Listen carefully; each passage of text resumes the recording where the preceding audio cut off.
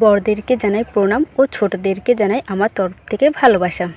আজকে ছিল আমার বান্ধবীর বাড়িতে একটি অনুষ্ঠান, আর সেটি ছিল কীর্তনের। তারপর আমি আর আমার দিদি মিলে বান্ধবীর বাড়িতে পৌঁছে গেলাম। ওই একটু আগে যাকে দেখলেন ওটাই ছিল আমার বান্ধবী। তারপর কীর্তন শুনতে এলাম।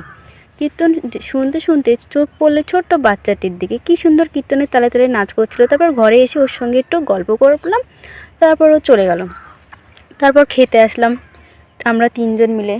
খেতে এসে প্রথমে পাতা দিল, গ্লাস দিল, একটু বসার পর খিচুড়িটাও চলে আসলো। তারপর ঘ্যাট দিল।